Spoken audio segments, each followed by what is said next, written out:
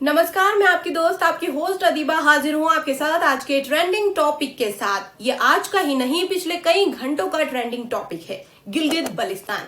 आप में से ज्यादातर लोग इस लफ्ज के बारे में थोड़ा बहुत तो जानते ही होंगे और जो नहीं जानते हैं वो अब जान जाएंगे। सबसे पहले तो आप ये समझिए कि आखिर ये गिलगित बल्तिस्तान मैप में कहाँ है। ये हमारे भारत का नक्शा है जिसमें सबसे ऊपर वाले हिस्से में जम्मू कश्मीर है। इसमें जो सबसे ऊपर वाला हिस्सा है उसको कहते हैं गिलगित बल्तिस्तान। ऊपर गिलगित का इलाका है, उससे थोड़ा सा दक्षिण में बल्तिस्तान है। अब मैप में तो हमने इसको देख लिया, अब थोड़ी बात कर लेते हैं कि आखिर हुआ क्या था जो आज तक इसका मामला नहीं सुलझ सका।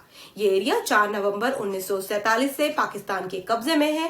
पाकिस्तान का कब्जा सुनकर लगता है कि पाक अधिकृत कश्मीर में ही पड़ता होगा, लेकिन याद रखें हमने आपको मैप में दिखाया है कि गिलगित बल्तिस्तान बिल्कुल अलग इलाका है। एक बार और आप मैप पे नजर डालिए, इसको देखिए। पाक अधिकृत कश्मीर के ऊपर वाला हिस्सा है, यानी कि भूगोल में भी और प्रशासनिक तौर पर भी ये अलग है। तो आइए शुरू करते हैं गिलगित बल्तिस्तान का किस्सा।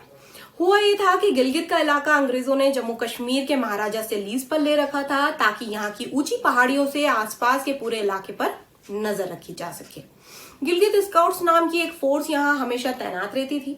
जब अंग्रेज भारत से चले गए तो लीज खत्म करके ये इलाका महाराजा को वापस लौटा दिया। महाराजा ने ब्रिगेडियर घनसार सिंह को यहाँ का गवर्नर बना दिया। उसके बाद महाराजा को गिलगित स्काउट्स के जवान भी मिले जिनके अफसर थे अंग्रेज मेजर W.A. ब्राउन और कैप्टन A.S. मैथिसन। जब पाकिस्तान के कबायली लोगों की आड़ में पाकिस्तानी फौज ने जम्मू कश्मीर पर हमला किया तो महाराजा ने अपना राज्य भारत में ही मिला दिया था। 31 अक्टूबर को इंस्ट्रूमेंट ऑफ एक्सेशन पर दस्तखत हुए। इसी बीच मेजर W.A. ब्राउन ने पाकिस्तान के साथ मिलकर महाराजा से गद्दारी की। ब्रिगेडियर घनसार सिंह को गवर्नर बनाया गया था, उनको जेल में डलवा दिया और पेशावर में अपने अंग्रेज senior lieutenant colonel Roger Bacon को खबर कर दी कि गिलगित अब पाकिस्तान का हिस्सा बनने जा रहा है। उसके बाद 2 नवंबर को ब्राउन ने पाकिस्तान का झंडा गिलगित बल्तिस्तान में फहरा दिया, जो एक बहुत बड़ी गद्दारी थी। इसके 2 हफ्ते बाद ही पाकिस्तान सरकार की तरफ से सदर मोहम्मद आलम गिलगित के पॉलिटिकल एजेंट बन गए। इस तरह एक अंग्रेज अफसर की गद्दारी से गिलगित बल्तिस्तान पाकिस्तान का इलाका बन गया। अब ये बात तो ये समझिए कि पाक अधिकृत कश्मीर का संविधान गिलगित बल्तिस्तान से अलग है। हालांकि ये भी पाकिस्तान के इशारों पर ही चलता है, लेकिन गिलगित बल्तिस्तान सीधे इस्लामाबाद के अंडर में आता है।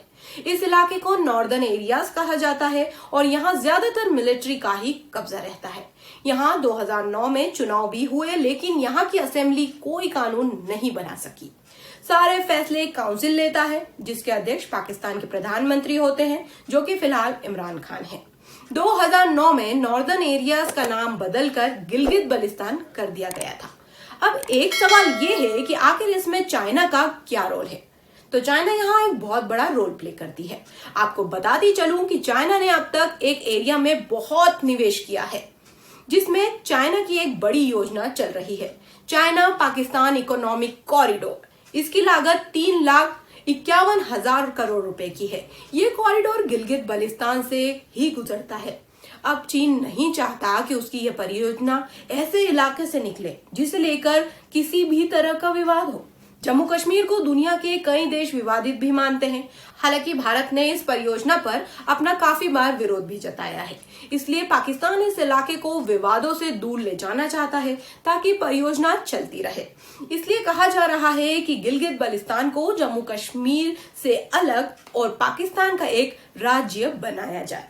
गिलगित बल्तिस्तान को अगर पाकिस्तान सचमुच अपना 5वां प्रांत बना लेता है तो ये कई सारे अंतरराष्ट्रीय समझौतों का एक बहुत बड़ा उल्लंघन होगा। लेकिन ये एक अलग संभावना है क्योंकि पाकिस्तान ने इलाके की डेमोग्राफी को काफी हद तक बदल दिया है। पाकिस्तान के दूसरे इलाकों से कई लोग वहां आकर बस चुके हैं, इसलिए यहाँ हालात काफी बदल गए हैं। अब जब तक जम्मू कश्मीर के मसले का कोई पक्का हल नहीं निकल जाता, पाकिस्तान को थोड़े से फायदे के लिए इतिहास के साथ खिलवाड़ करने से बचना चाहिए।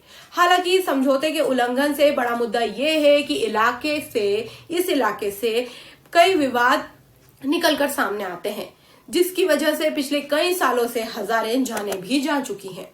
मैं उम्मीद करती हूँ कि आपको मेरी ये खबर पसंद आई होगी। इस खबर पर आपका क्या ओपिनियन है, कमेंट करके मुझे जरूर बताएं और इसी तरह की वीडियो देखने के लिए हमारे चैनल को सब्सक्राइब जरूर कर दें और बने रहिए हमारी अगली वीडियो तक।